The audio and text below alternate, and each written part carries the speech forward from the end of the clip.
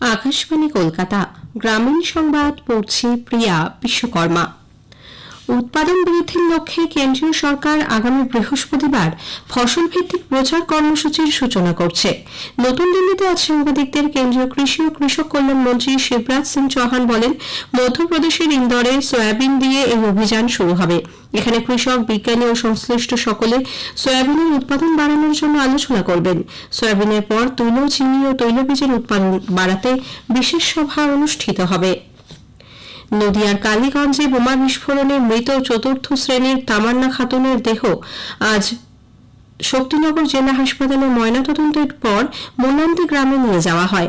কান্নায় ভেঙে পড়েন তার বাবা, মা সহ গোটা গ্রাম। এই ঘটনায় পুলিশ এখনো পর্যন্ত 4 জনকে গ্রেপ্তার করেছে। গতরাতে তল্লাশি চালিয়ে আদর শেখ, মনোয়ার শেখ, কালু শেখ ও আনোয়ার শেখ নামে এই 4 জনকে ধরা হয়। মর্মান্তিক এই ঘটনায় ক্ষোভ দানা বেঁধেছে সর্বস্তরে। শিলিগুড়ির হাসমি চক থেকে দার্জিলিং জেলা কংগ্রেস কমিটির উদ্যোগে আজ প্রতিবাদ মিছিল বের হয়। শহরের একাধিক গুরুত্বপূর্ণ পথ পরিক্রমা করে এই মিছিল। ঘটনার প্রতিবাদে সিপিআইএম আজ পশ্চিম বর্ধমানে দুর্গাপুরের বাঁকুড়া মোড় অবরোধকে কেন্দ্র করে বিক্ষোভ দেখায়। তার চালিয়ে মুখ্যমন্ত্রীর কুশপুতুল দাহ করতে গেলে পুলিশের সঙ্গে তাদের ধস্তাধস্তি বাধে। এদিকে একই ইস্যুতে পশ্চিম বর্ধমান জেলা কংগ্রেস দুর্গাপুর সিটি সেন্টারের দুর্গাপুর নিগম মোড় অবরোধ করে বিক্ষোভ দেখায়। বেশ কিছুক্ষণ পর পুলিশের তৎপরতায় অবরোধ উঠে যায়।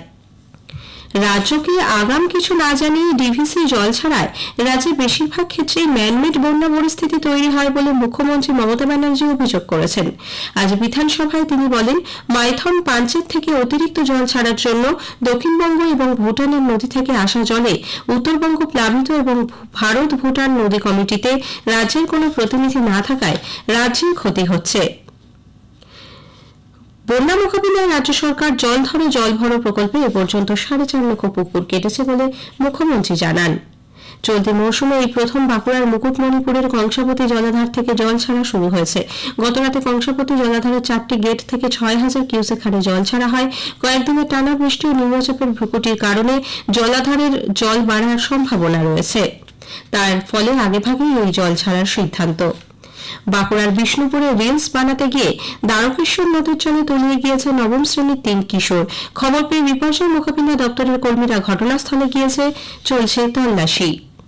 মালদার চাঁচলে পাট ক্ষেত থেকে বস্তাবন্দি কঙ্কালসার দেহ উদ্ধারের ঘটনায় চাঞ্চল্য ছড়িয়েছে।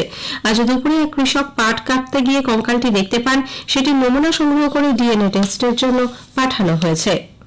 হুগলির গোঘাটে তৃণমূল কংগ্রেস নেতা শেখ নইমুদ্দিনকে খুনের ঘটনার প্রায় 14 বছর পর সাজা ঘোষণা করল আরামবাগ আদালত। গতকাল 19 জনকে দোষী সাব্যস্ত করা হয়। আজ একজনের মৃত্যুদণ্ড এবং 18 জনকে যাবজ্জীবন কারাদণ্ডের নির্দেশ দেন বিচারক। গ্রামীণ সংবাদ শেষ হলো।